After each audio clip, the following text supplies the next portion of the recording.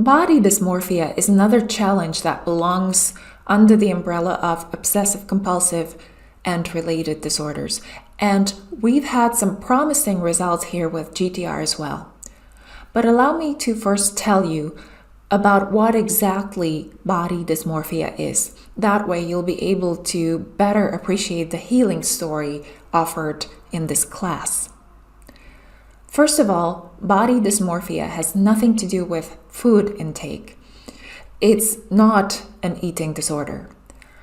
But because it belongs to the category of obsessive compulsive and related disorders, it is characterized by pretty much the same two main features as OCD itself, aka obsessions and compulsions.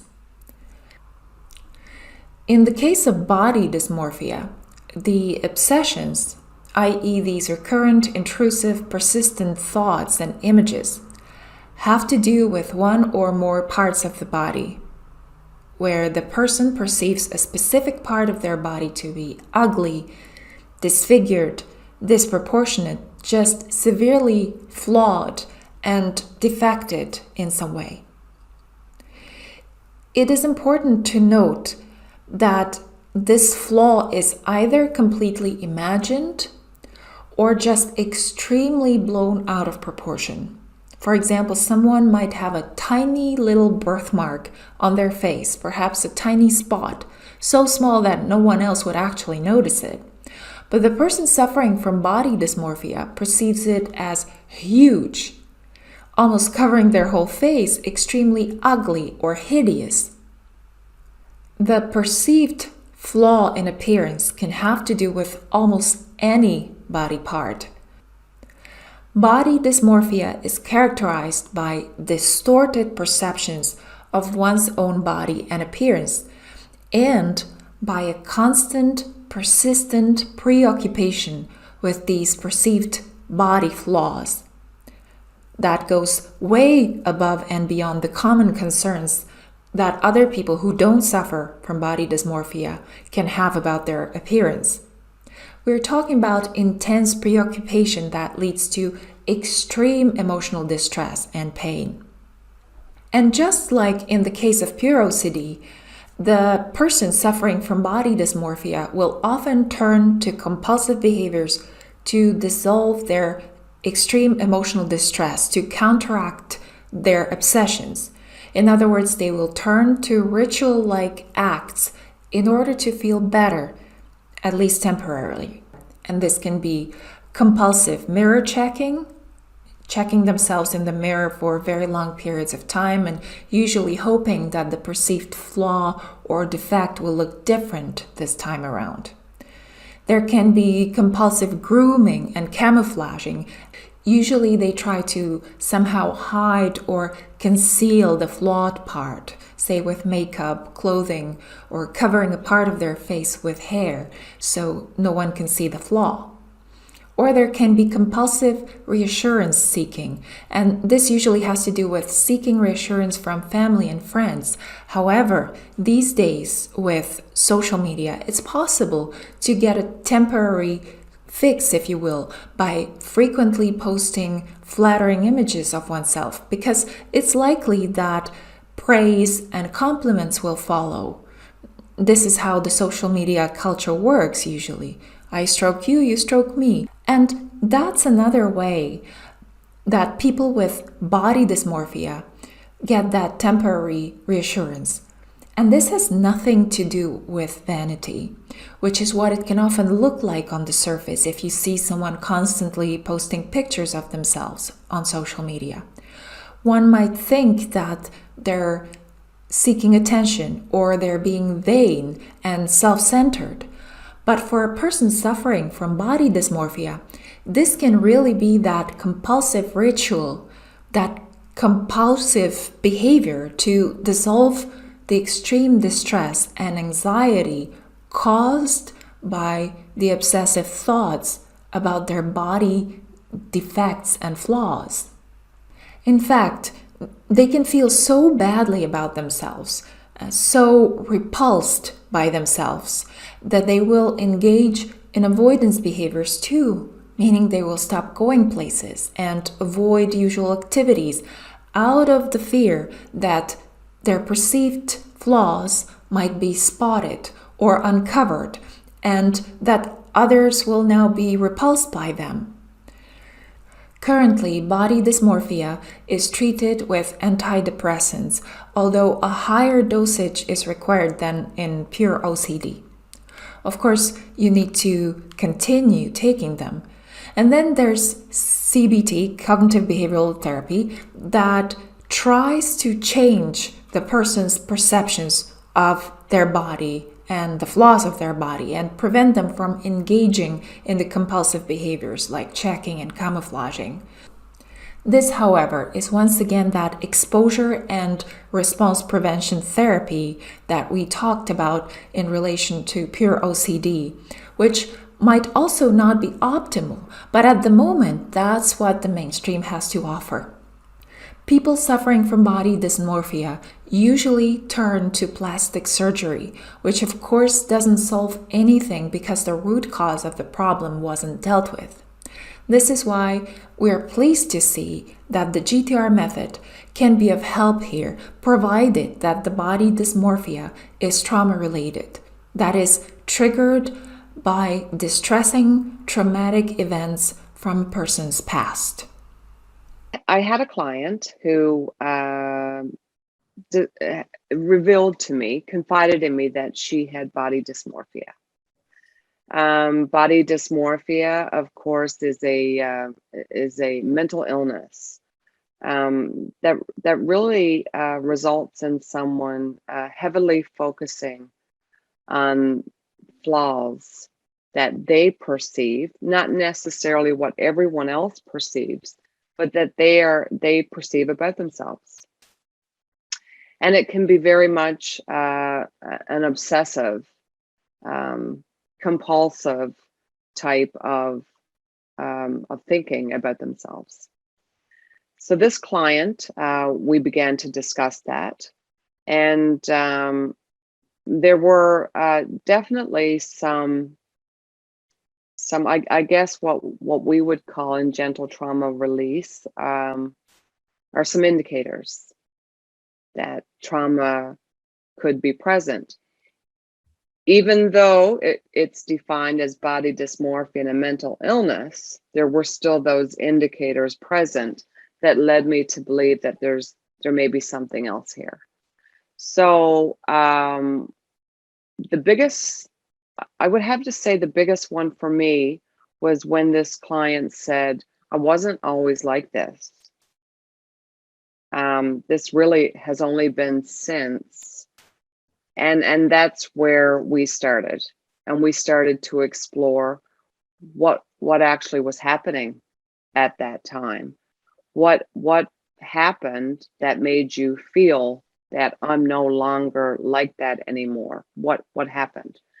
And it was during that time that we were able to identify traumatic memories, events that occurred around that time that she started to have these obsessive thoughts and being excessively preoccupied is probably the word that comes to mind with what she perceived as her flaws.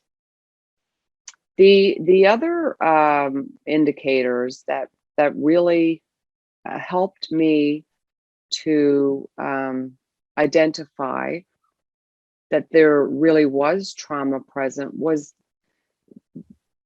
in gentle trauma release, we would say that to identify trauma, it would be memories that prove to be intrusive, that maybe are fragmented and vivid.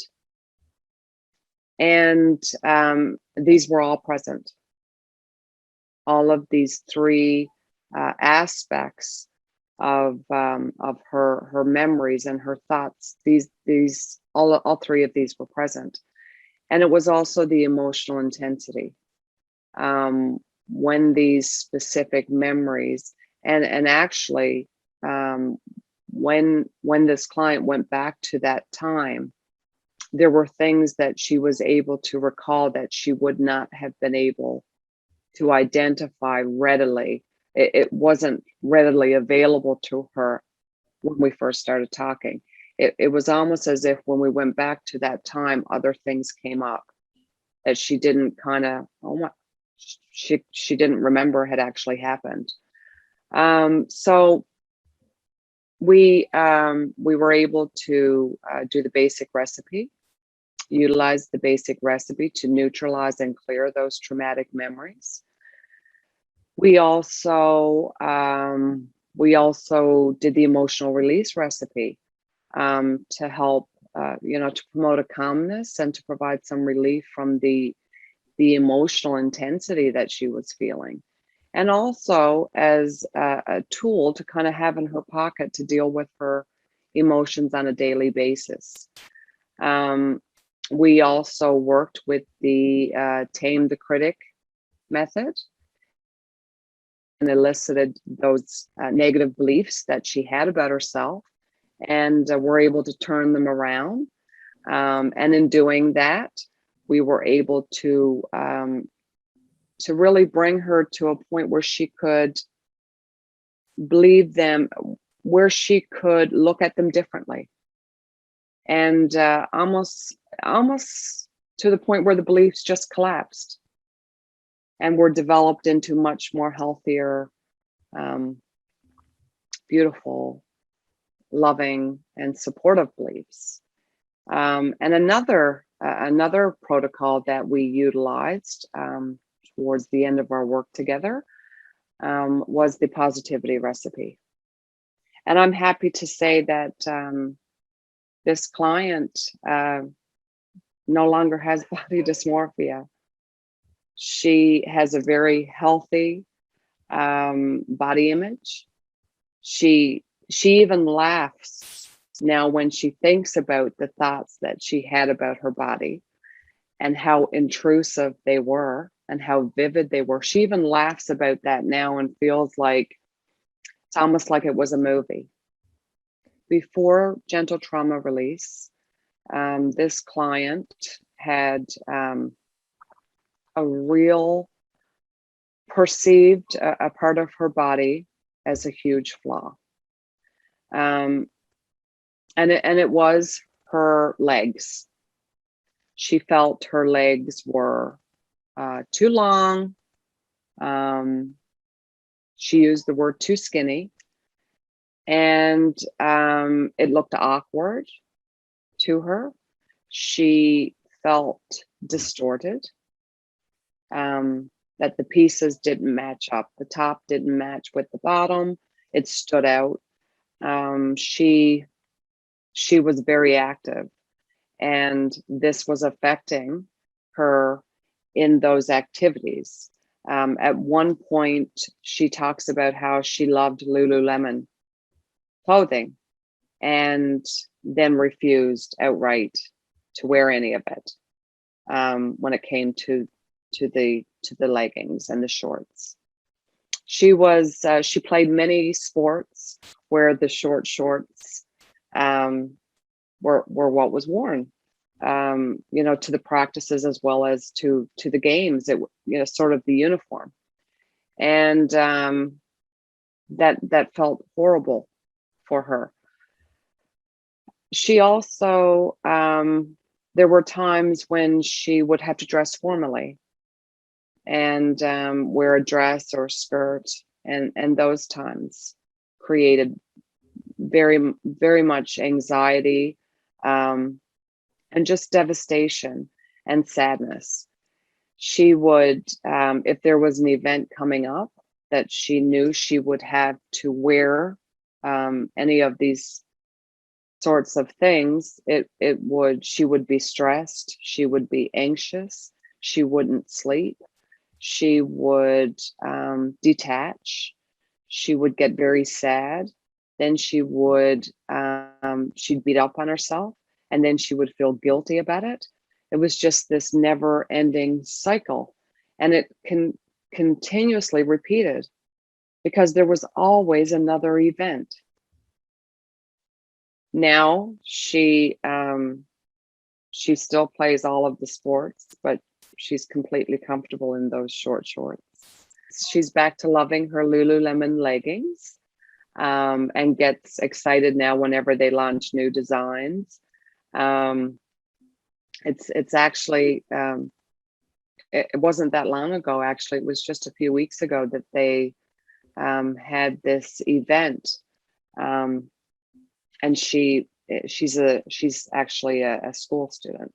They had this event at school, a formal day, and she wore the dress that she wanted to wear, and she felt beautiful in it.